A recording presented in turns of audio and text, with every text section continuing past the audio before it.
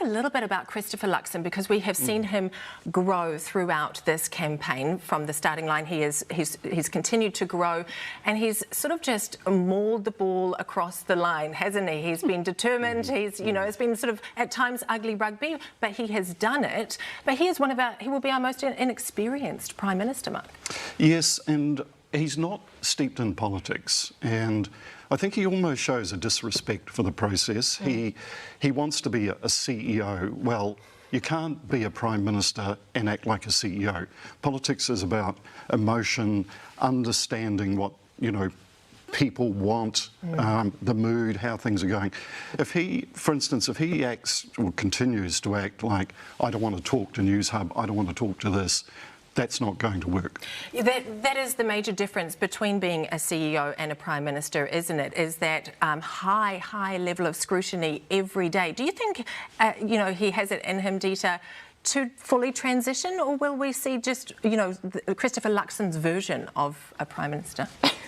I find it outrageous that anyone would suggest his own efforts got him across the line. I mean, he was bankrolled by the richest people in New Zealand.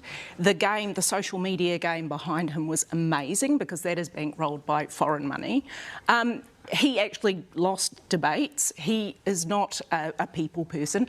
He got across the line because he represents everything that people with a lot of money would like to see as leader of New Zealand. And that's right, simply it. But that is actually enough. Sorry, carry on, Mihi. I was saying, you know, we saw that on social media. We saw the campaign on social media. So every time you tweet something, even if you were retweeting an RNZ story or a Newshub story on someone else, it would just come if it had anything to do with Labour. So you're right, there was a lot of money behind that campaign. I think going forward, and today we saw it this morning, that they wouldn't front Tama Pōtaka for the Hui, which is a Māori current affairs show. They wouldn't front up, Christopher Luxon himself wouldn't front up for Māori current affairs. At some stage, he's going to have to front up and be transparent about his policies by, you know, people like Why doesn't me. he? I was going to say, Mihi, that is super interesting, isn't it? Because it was a big hole, actually, in during the campaign, is speaking to media outlets and organisations and journalists like you. Because of the policies of ACT and because of his policies and because they hadn't ruled them out. So you've got a coalition partner that wants to run a referendum on the treaty, you know, the treaty, the founding document of this country. So I guess, you know, those are difficult questions to answer, and it's probably safer to stay away from them. But you can't do it forever. No, you can't.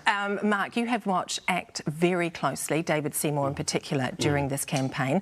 They come out having grown their vote, grown their number of MPs in Parliament, but not actually at the heady heights that they went into the campaign on. No, that's right. And they put on a good show last night, but I think underneath it, they're disappointed. They thought they were going to transition from a minor party to a major party, and it looked like they were on track.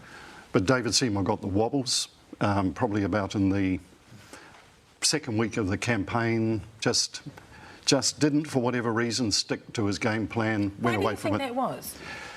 Yeah, I don't really know. He seemed distracted for some reason, and I don't really understand it, because he's played such a good game up until that point. But the thing for ACT was they totally seized on Brooke Van Velden's victory in Tamaki, and boy, was that some victory. It really was. Yeah. You know, Stunning. The party vote in that seat for National was 13,000 ahead of ACT. Yet Brooke won it by 4,500 or so. It was an absolutely stunning victory.